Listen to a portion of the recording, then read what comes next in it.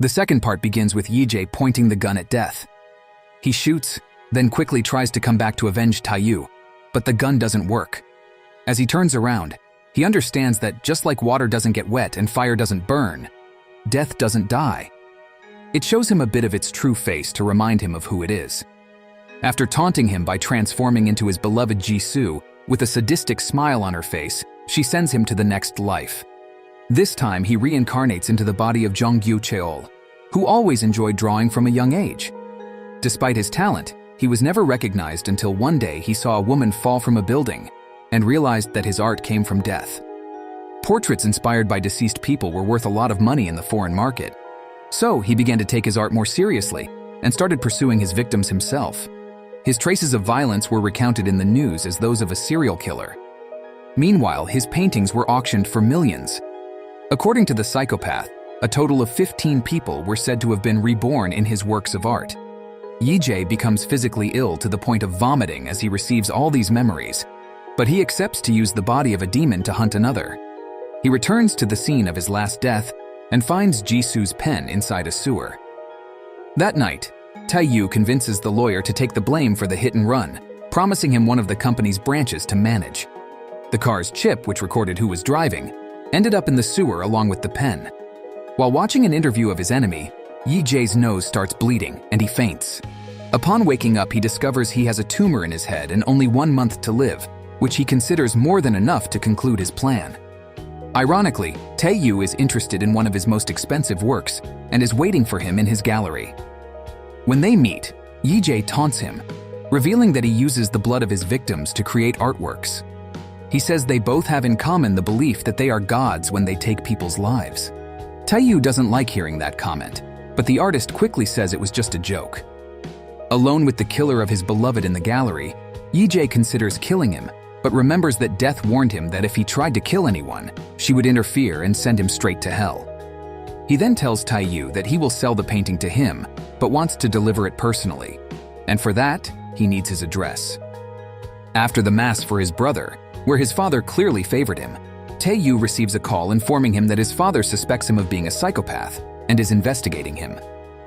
Irritated, he takes his pills and speeds away in his car, passing by 2 detectives who soon chase him. Cornered on a construction site, he is approached by the officer who realizes that Taiyu was under the influence of illegal drugs. However, with just 1 call, Taiyu resolves the situation by speaking directly to the police commissioner, in addition to slapping the rookie cop several times, humiliating him and showing who really rules the city. Upon arriving home, he finds Yijie already waiting for him.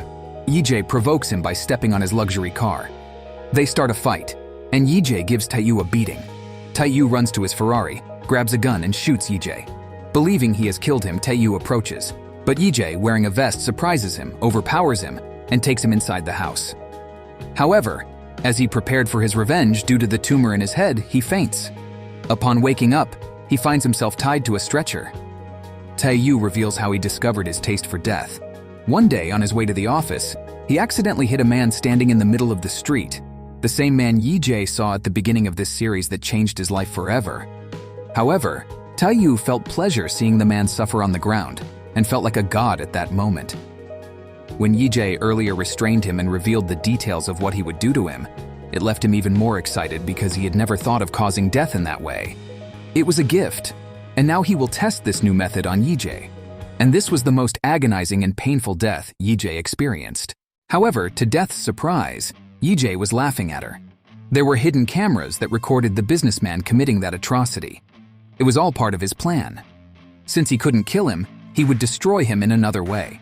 Death sends him to his next life. An Ji-hyung, a detective who lost his father when he was a child and was also a policeman.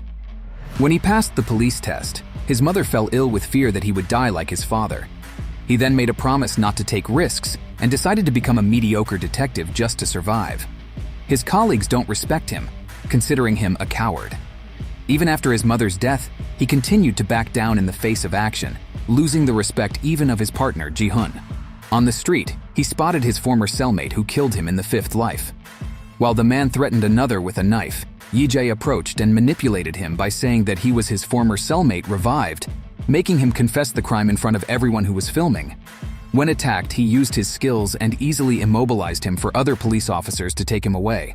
His video went viral on the internet and TV, increasing not only his respect but also that of the entire force. Yi-jae returns to the artist's house to retrieve evidence of his last death. However, while his partner called for reinforcements, Yi-jae made a copy of the recordings and erased the original videos.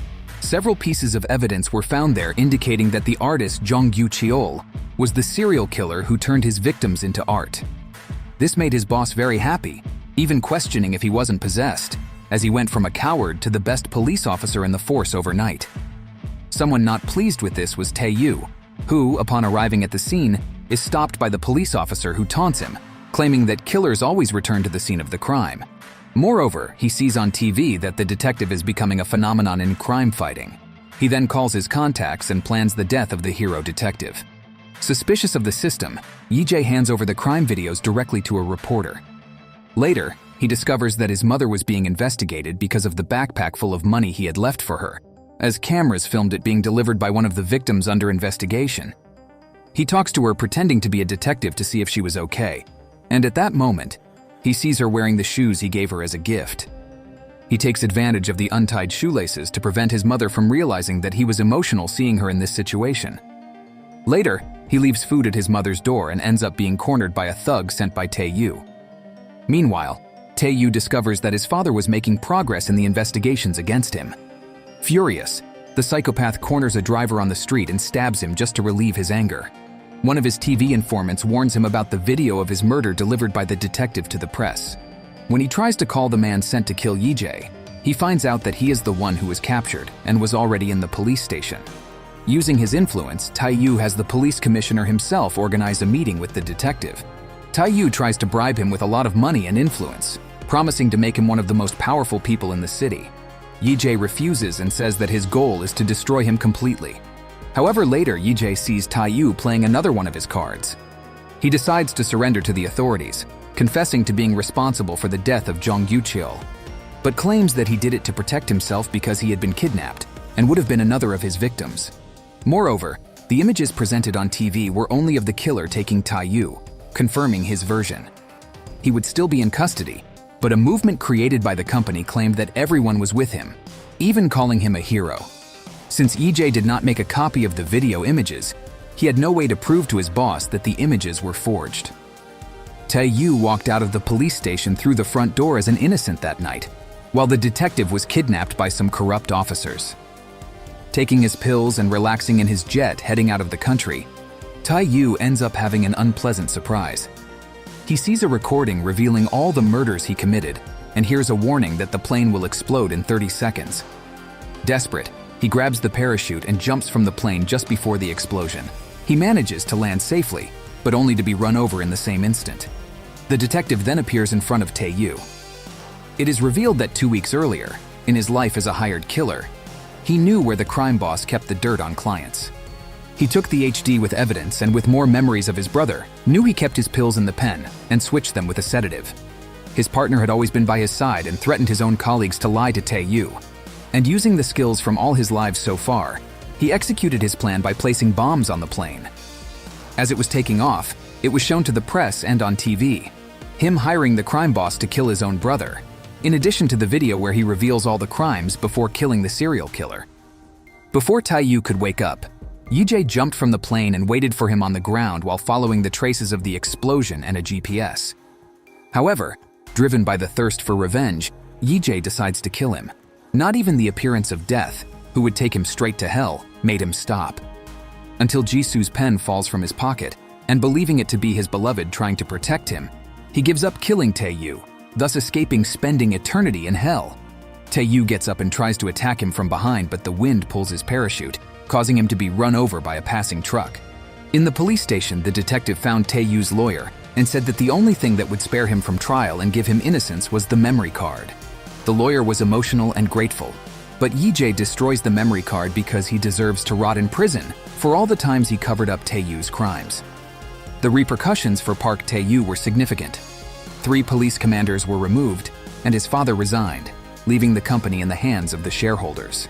Yi-jae visits Tae-yu in the hospital, who only continues to live thanks to life support and has lost both legs.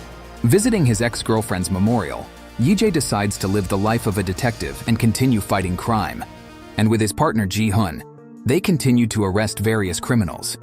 He was getting used to this life, believing that one day he would be killed in one of these operations. But Ji-hun always protected him.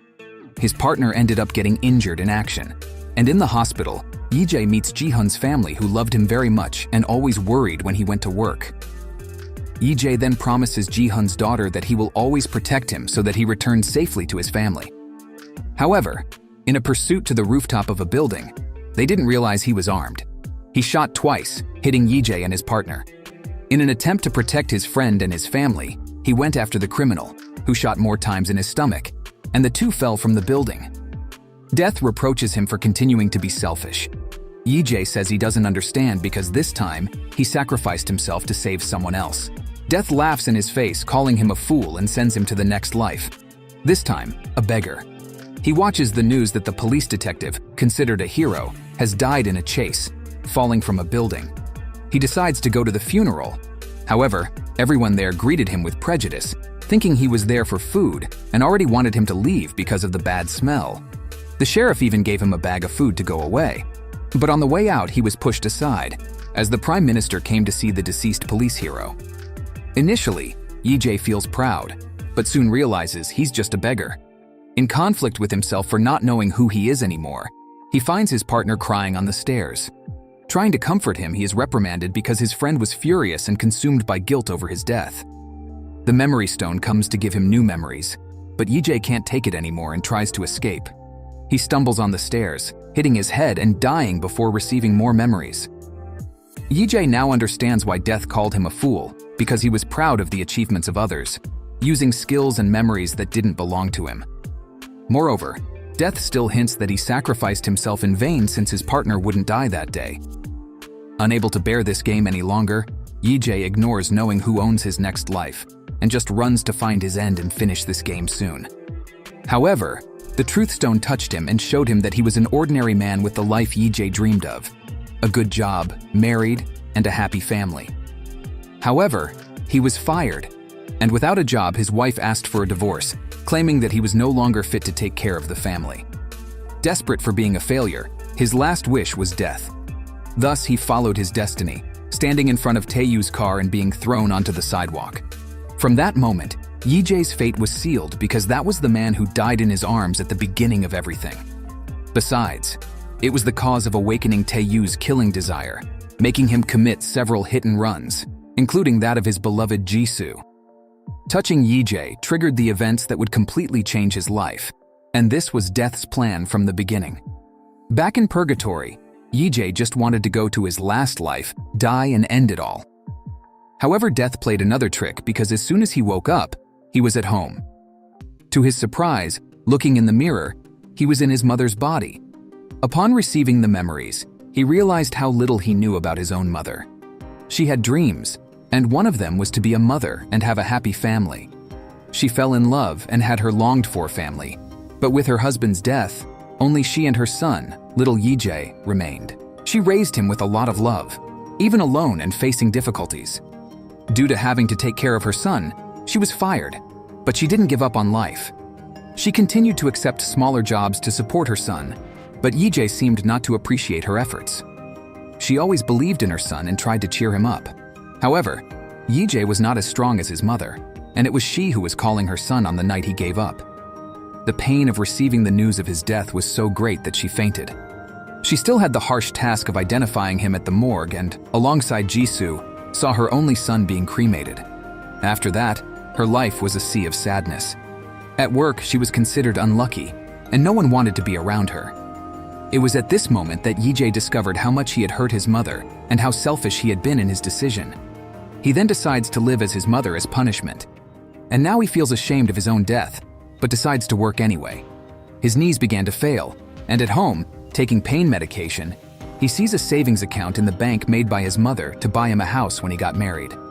However, having money now didn't change his increasing sadness. Looking at his memorial, he realized that his mother went there every day after work to see her son and blamed herself, believing that Yee-jae deserved to have had a better, more intelligent mother who would give him a happy life. The memories only became more painful, and he also remembered the day he made a promise to take his mother to the mountain where she met his father. Yijie decided to take this walk, despite his hurting knees. He managed to reach the top of the mountain and see how beautiful the place was. In thought, he finally asked for forgiveness from his mother and held her hand. On the way back, he slips and falls into the middle of nowhere. With an injured leg, he can't walk and screams for help, but no one hears him. He refuses to let his mother die like this and makes every effort to reach the trail, being rescued and waking up in the hospital with a broken leg. Even so, he chooses to give his mother a long life. He lived for another 32 years in her body, and in his final moments, his entire life flashed before his eyes. On a peaceful afternoon with a beautiful view, he has his best and most honest death. He tells Death that he can't believe he missed her after so long. However, for her, not even a second has passed. Yijie pleads for one more life, this time his own life. He now understands the importance of every moment lived and only asks for the opportunity to embrace his mother, at least one more time. Death congratulates him because with these words, he has just won the game. But he will have only one opportunity, one bullet, and if his gun doesn't fire, he will be judged by God. Yijie takes the deadly weapon, and to his happiness, it works. He returns to the top of the building just before giving up. But this time he answers his mother's call, and his letter to Death flies away, thus ending the Death's game.